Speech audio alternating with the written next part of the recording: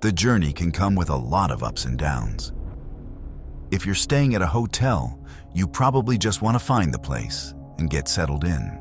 But what if the hotel is a nightmare?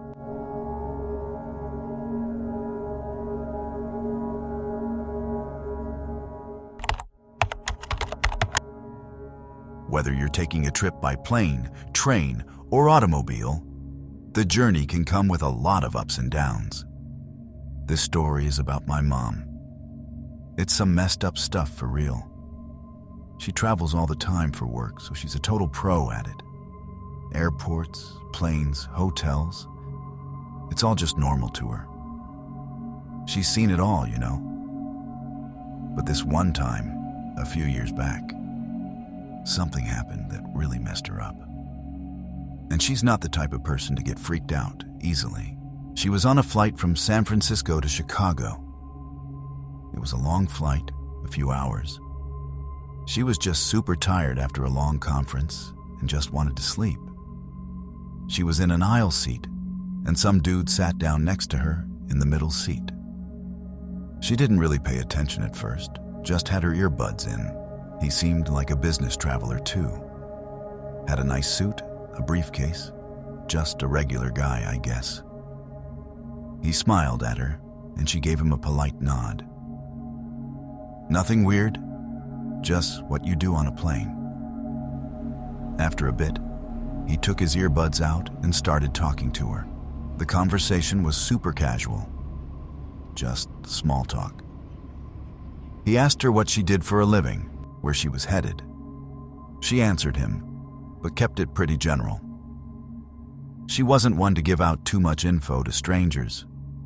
He was a good talker, and she found herself relaxing and just chatting with him to pass the time. He told her about his company, a tech firm.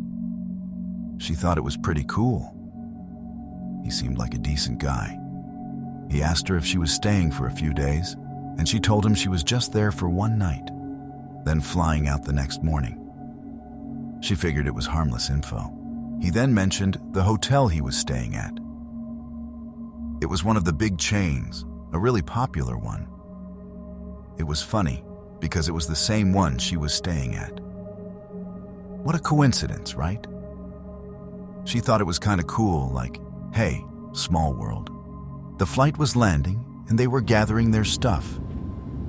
The guy smiled and said it was nice talking to her.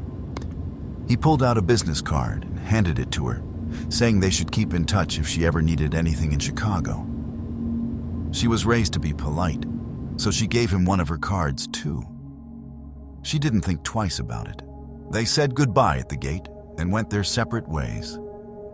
She was just so ready to get to the hotel. She didn't even think about the guy again. He was just a random person from her flight. She got to the hotel, checked in, and went straight up to her room. It was on one of the higher floors. The room was nice and quiet. She threw her bags on the bed and just wanted to take a shower and order some room service. She was unpacking her toiletries when the phone in the room rang. It was an internal call, you know, from the front desk. That was a little weird. Usually they only call for things you've requested. She picked it up. The front desk person was polite. She said, "Hi, Mrs. Smith. We have your husband down in the lobby, and he's asking for a key to the room. We just wanted to confirm if it was okay to give it to him." My mom's heart stopped. She didn't have a husband. She was divorced. She froze. The guy on the other end of the phone was still talking, waiting for an answer. The hotel's policy was to always confirm before giving out keys to a room. She just said, "Who is this?" Her voice was shaking. She couldn't believe what she was hearing. The person at the front desk said, "Your husband, who is requesting a key to your room, Mr. Smith." The name he was using was her last name. It was the guy from the plane, the one she had just given her business card to. He knew her name. He knew her hotel. He was literally just down the hall, trying to get into her room. He had been following her. She hung up the phone without another word. How did he know her last name? Oh, right, her business card. He didn't just want to keep in touch. That was some straight-up creepy stuff. He knew she was alone. The front desk had just told him she was. She was freaking terrified. She was freaking terrified. She just stood there, clutching the door handle. She had to do something. She backed away from the door and grabbed her phone. She didn't call the front desk again. She called the police. She told them everything, and they told her to stay on the line, and that they were sending a patrol car right away.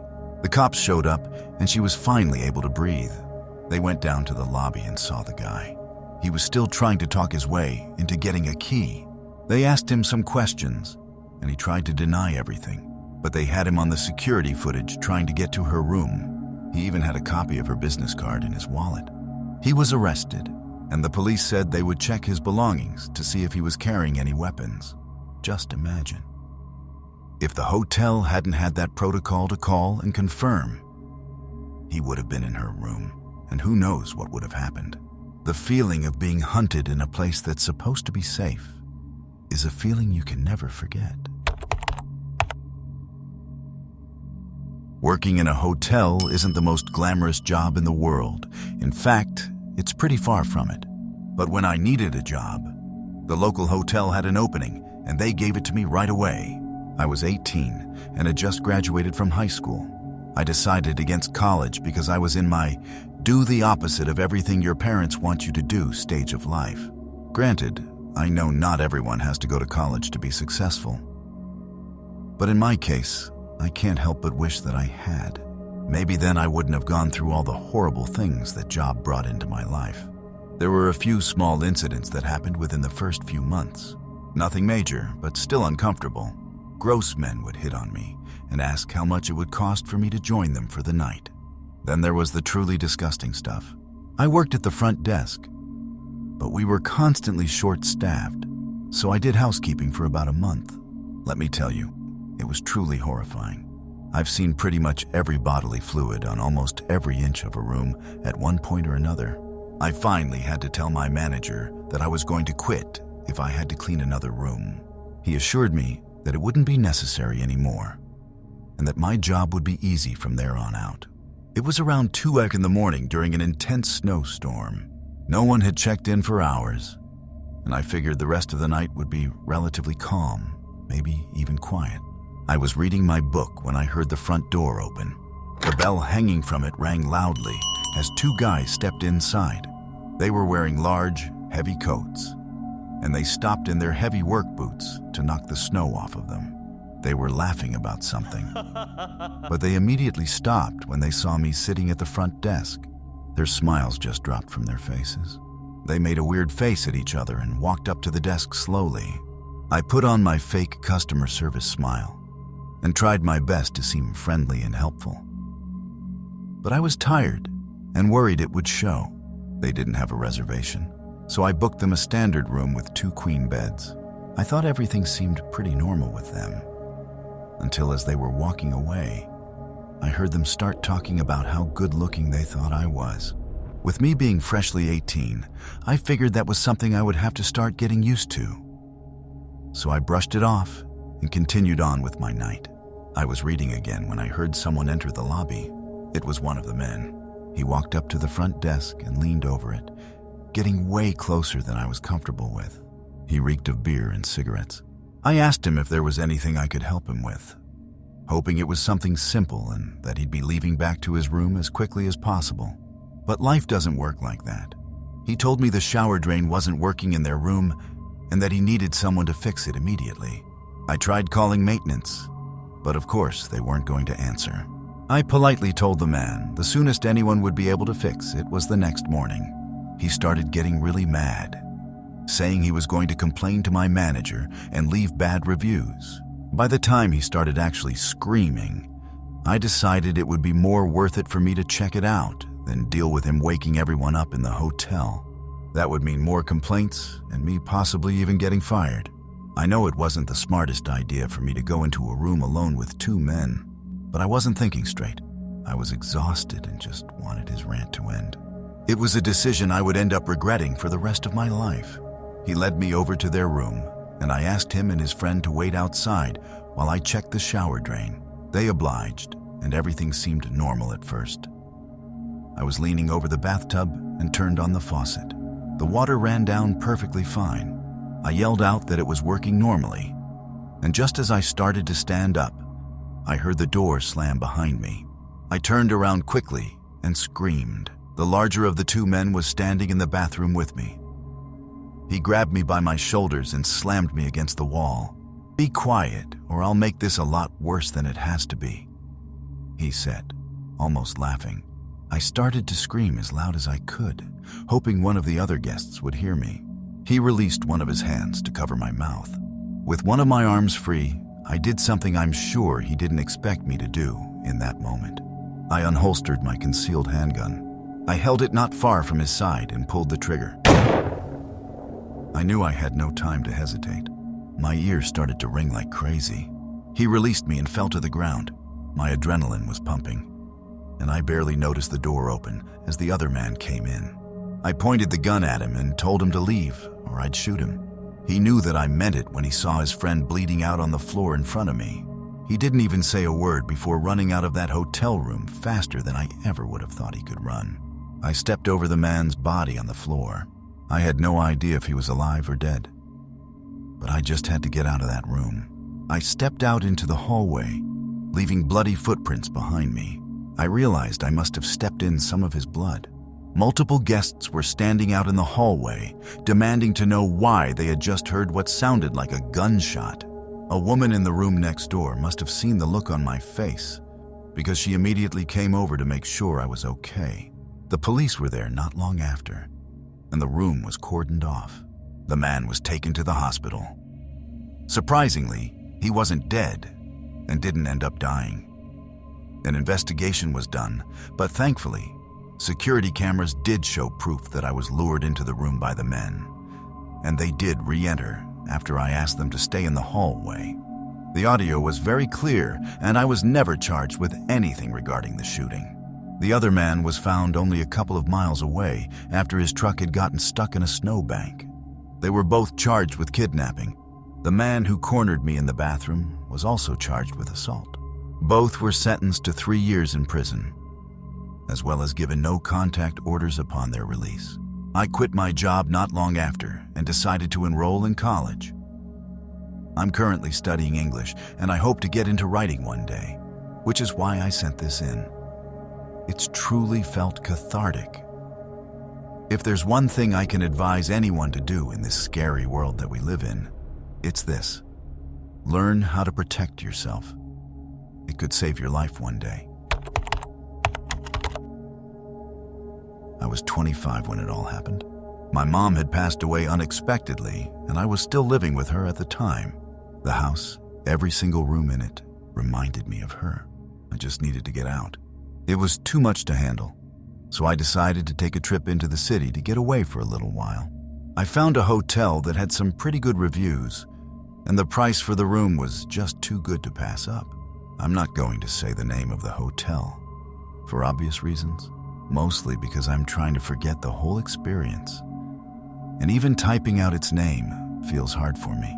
The hotel had this really cool old-world charm that drew me in the second I walked through the doors.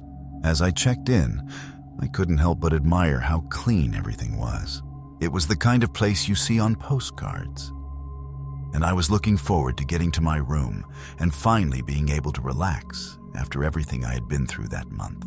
The hotel staff was friendly and everything seemed perfect. My room was on the second floor, and it was nice to see that it had a view of the garden. The first night started innocently enough. I went down to the hotel's restaurant for dinner. I was sitting alone at a corner table when I noticed a man at the bar. He was tall with messy hair and a pretty scruffy beard. He looked to be in his 40s and was wearing a faded leather jacket and jeans. I don't know why I remember what he was wearing, but I do. I accidentally caught his eye for a moment and he gave me a nod. I'm a pretty awkward person, so I just looked away and pretended like he didn't just catch me staring. The night went on, and I tried not to think about it too much. After dinner, I returned to my room and settled in for the night. I watched some TV, read a book, and eventually fell asleep. But when I woke up the next morning, things just felt a little off.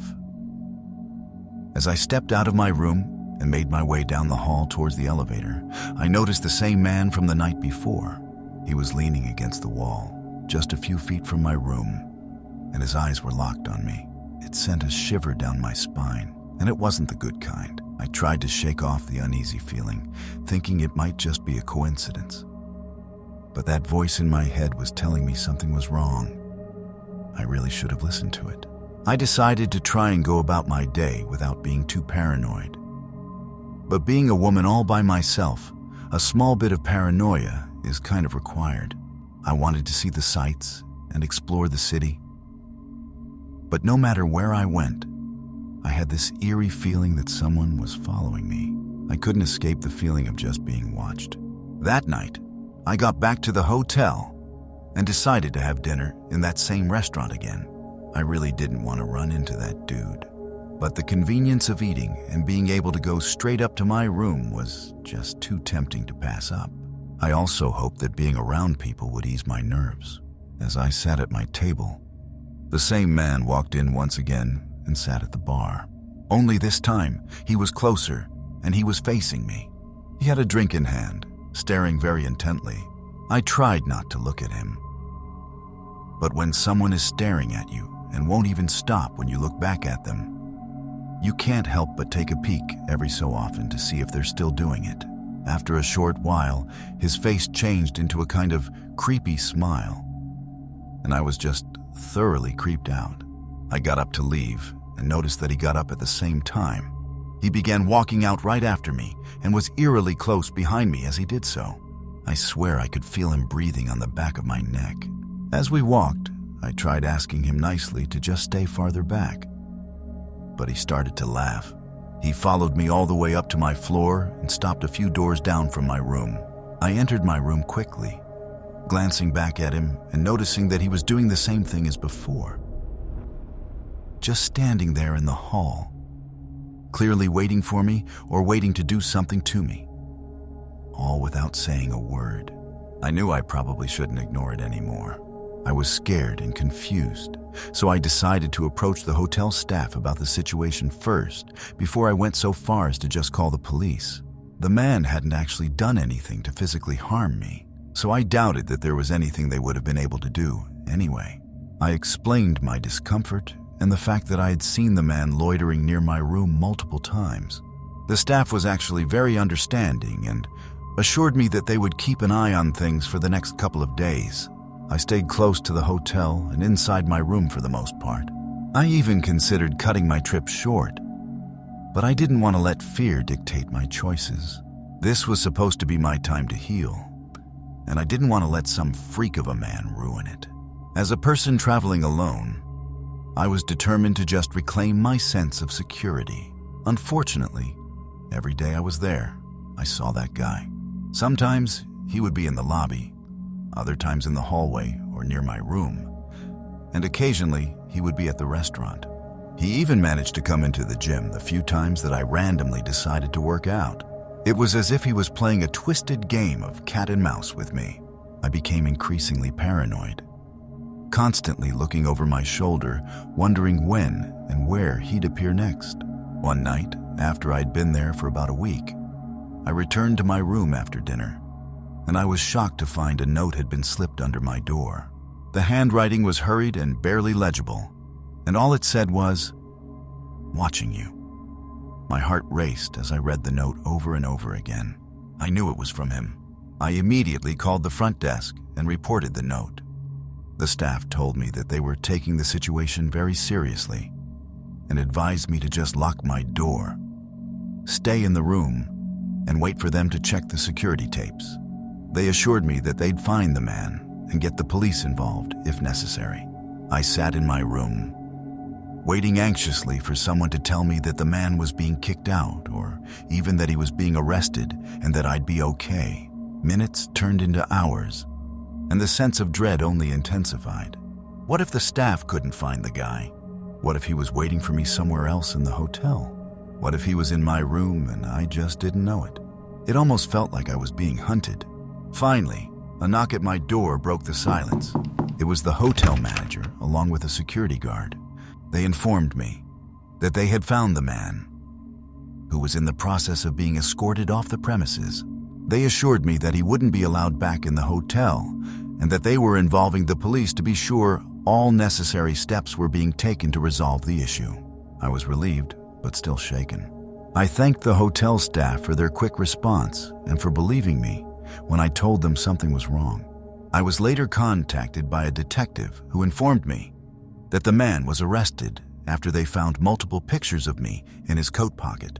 As it turned out, the man had been stalking me for almost a year without me ever knowing. His apartment was filled with pictures of me in my town doing everyday things. There were even pictures of me at my mom's funeral and pictures of me in my house taken through my windows.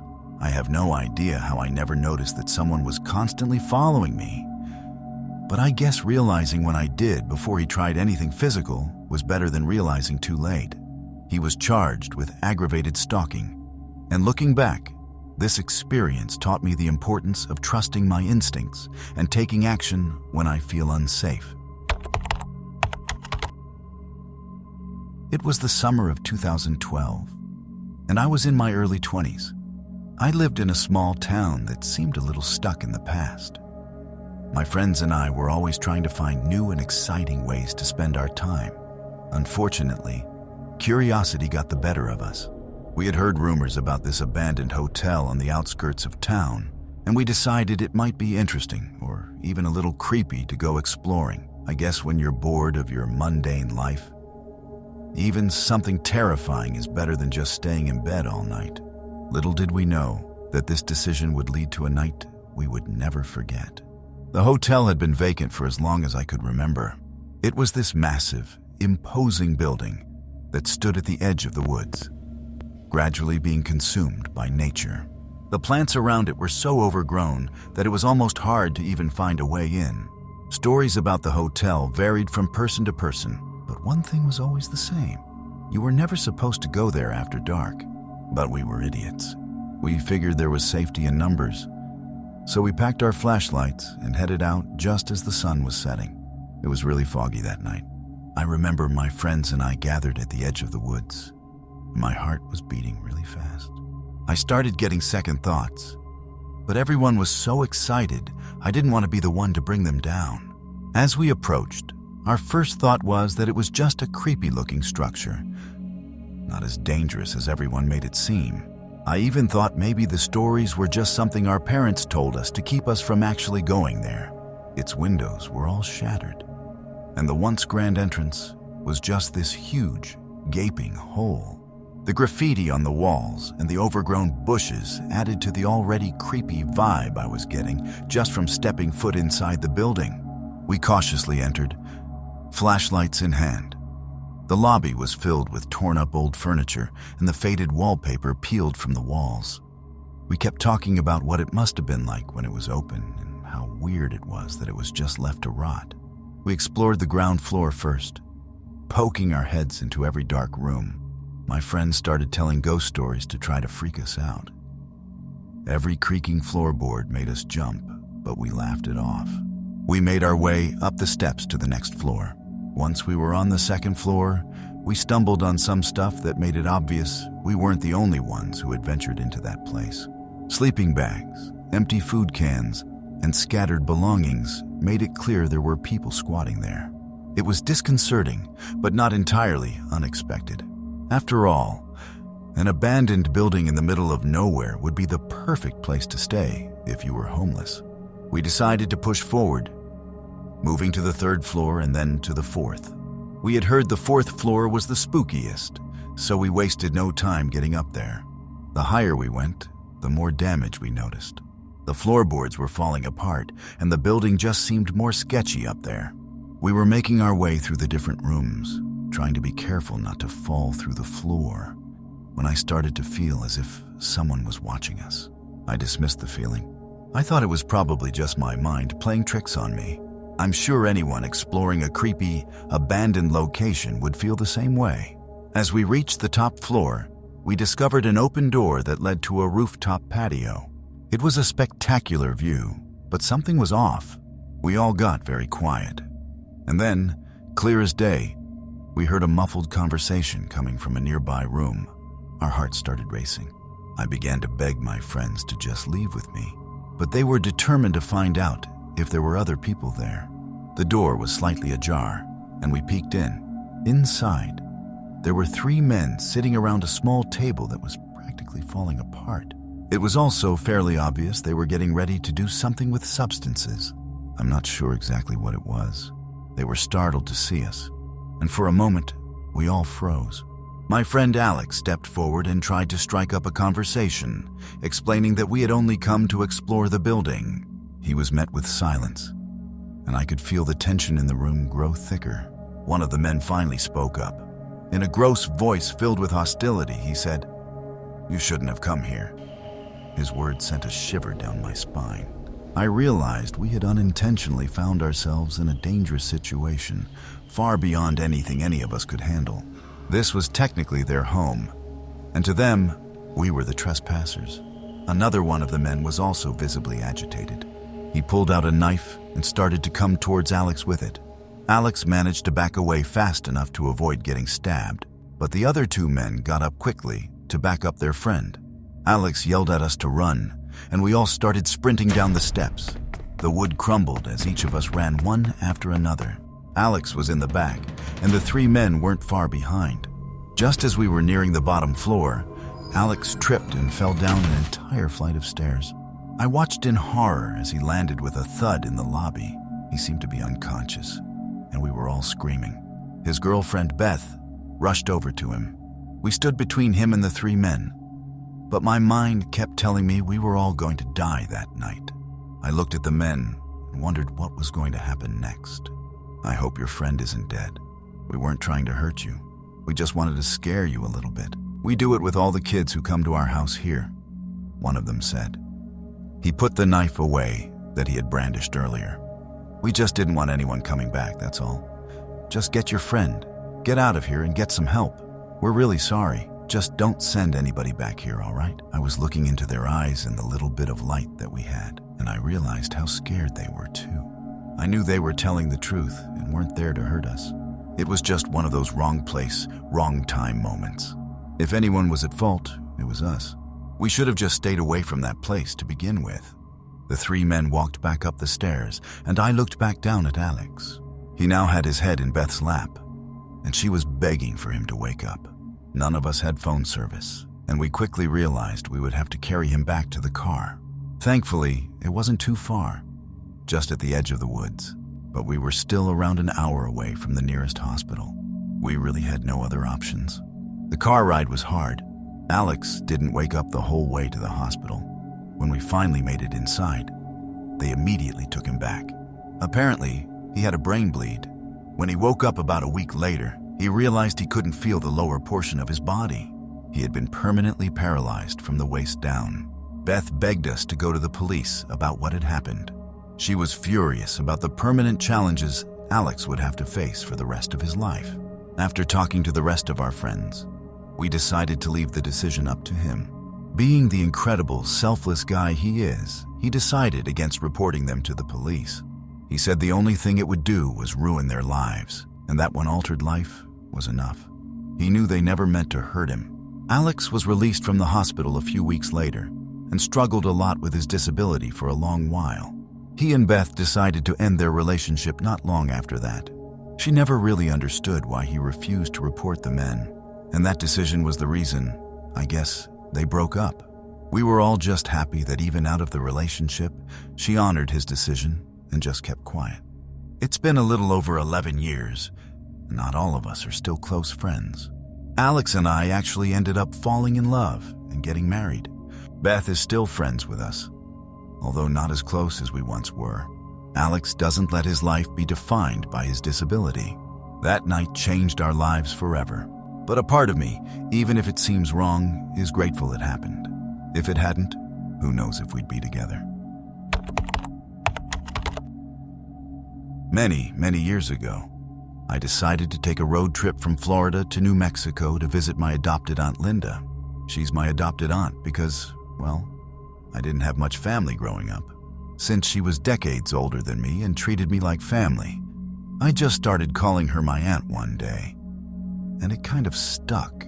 We first met when we were living in Clearwater. But she developed respiratory problems as she got older and moved to live with an old friend of hers in the drier climate near Albuquerque. We had a sort of tradition of having a fancy day from time to time, where we'd really treat ourselves. We'd go shopping, then go eat somewhere incredibly fancy. It was like a big morale booster. When we first met, I wasn't doing so great.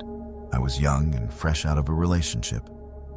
And part of her being my shoulder to cry on was taking our very first fancy day, which fast became a tradition. To save as much money as possible on that trip so I could spend as much money as I wanted while in Albuquerque, I started looking for cheaper hotels and motels outside of Shreveport city limits, which is where I usually spent the night after around 12 or 13 hours of driving. I found what I thought was a cute little guest house called the Hotel de Ville at $20 a night.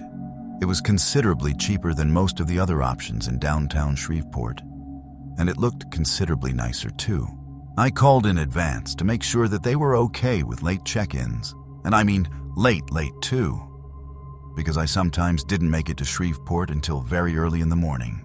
They confirmed that they could handle that, so I booked a room. I was excited to see what the place was like in person. If it was as nice as it looked, then I'd probably be a returning guest a couple of times a year. As it turned out, I'll never be going back to the Hotel de Ville for as long as I live. Like I said, I didn't get to Shreveport until late at night, but just as they said I'd be able to, I checked in with the late-night desk clerk and was given my room key. The place seemed really nice, but when I asked how many guests they had checked in, the desk clerk said that I had the place to myself. I thought that was kind of odd because nice hotels like that are very rarely empty, but having the place to myself felt kind of luxurious, or maybe more like peaceful. So instead of overanalyzing the situation, I just went to my room and got ready to take a shower. I didn't unpack right away. I just grabbed what I needed, which included a toothbrush I hadn't taken out of the wrapper yet. I unwrapped it, opened up the little mini trash can to throw the wrapper away, but noticed that there was no trash bag in there, like the little white kind that goes in the smaller cans like that. I thought about heading back to the check-in desk to ask the night clerk for one, but then I remembered that I had a little one of my own from CVS that I picked up my travel toiletries in. I decided to use that one instead. I opened up the trash can and found it was one of those where you have to sort of slide out the plastic liner before putting a new trash bag in, so that's what I did. But then I slid out the little black liner. I saw someone had scratched a single word into the plastic: Trajo. Now, from having told this story so many times, some of you are probably going to be yelling at your phones or computers or whatever, something like, how could you not know what that means? Well, although I don't speak Spanish, I kind of do know what that means. It's just that what you're probably thinking didn't occur to me at the time at all. I was so tired from driving for so long that I honestly just thought, what a weird place to tag something like that. Like, of all the places to scratch your name, or probably a nickname, why do it there, where most likely only the hotel's housekeeping would see it? I shrugged it off, put the trash can back together with a bag in it, and then threw away the wrapping and box for my new toothbrush and toothpaste. I then took a shower, walked back into my room, toweled off, and then started looking around for where the room's hairdryer was kept. From experience, that's usually the deepest drawer or cabinet in the desk or bedside table. So that's where I went first. I checked the little cabinet in the bedside table first, and bingo, there was the hairdryer. But after I took it out, I saw that there was a little piece of paper underneath it. Now, my first thought was, this better not be a piece of paper that says not working or all that, because I was very much looking forward to actually drying my hair. It's kind of relaxing and soothing.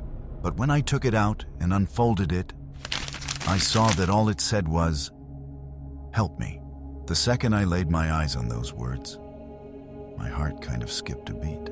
I checked the back of the paper, but there was nothing. That's all it said. Help me.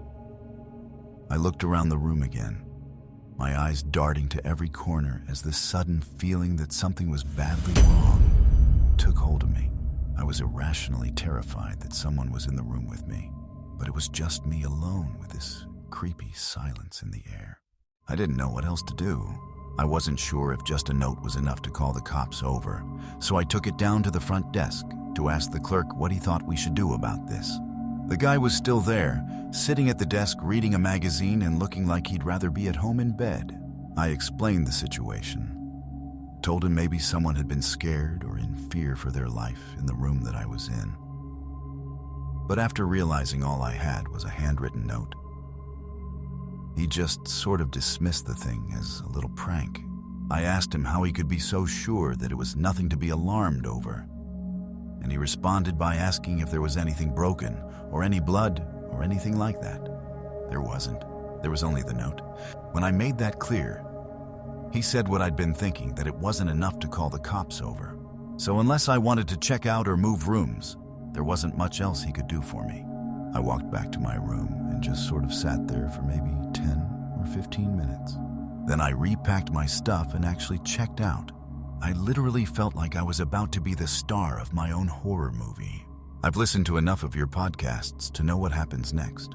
It felt like I was about to be the dumb female supporting actress whose sheer ignorance and naivety gets her chopped to pieces in the opening 10 minutes. I'm not saying the clerk was in on it and it was some kind of murder hotel like that H.H. Holmes freak that DiCaprio is set to play in that new movie. I just grabbed my bag and hurried out to my car. Then I drove until I found a quiet spot by the side of the road, away from any buildings, just trees and darkness. I parked and locked the doors. Ironically, I felt way safer out there in my small car than in that eerie hotel room. I know I could have driven back into Shreveport to maybe find someplace else there, but I was just so tired and couldn't face the disappointment of going through the whole ordeal just to pay a bunch for a crappy hotel room. Tried to sleep, but even with how exhausted I was, it took me way longer than it should have. I couldn't stop thinking about that note, and I settled on the thought that I really hoped it was a prank, because the idea of thinking someone had left that note there genuinely, and I found it way too late, had just made me sick to my stomach.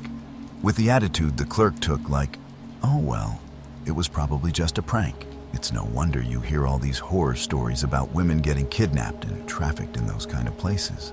Oh yeah, and back to that trajo thing.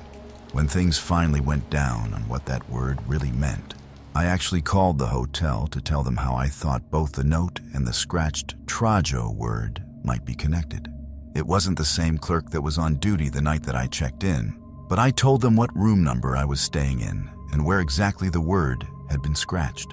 The nice lady told me to wait a minute while she went to check the room. Then she came back a minute or so later to tell me that I must be mistaken. I said, "No, I think you're mistaken, ma'am," and then told her a second time exactly where the scratched word was. She told me that she had the exact trash can I was talking about on the desk in front of her. It hadn't even been emptied yet and still had my toothbrush wrapper in it.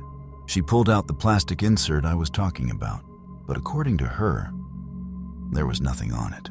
That's when I realized either she was lying to me or the clerk on duty that night had swapped it out as soon as I'd walked out of the building. Whichever it was, I wasn't getting anywhere with that lady.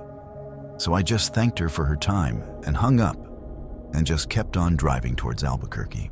I told my Aunt Linda all about it when I finally got to her, and she took all that confusion and fear away with 5 little words. You did the right thing. Even if it was just some dumb prank, I did the right thing in alerting the clerk and then getting out of there when I didn't feel safe anymore. For all I knew, the person who wrote that note did so a long time before I found it, in which case their situation could have quite easily resolved itself. Linda helped me rationalize it and square it away in my head, and after that, I started to feel a little better. I'm not saying I'm haunted by what happened because, like I said, I don't know for certain what I found that night, but even today, I still wonder if I came across something very, very dark and only just touched the surface of what's going on at that hotel.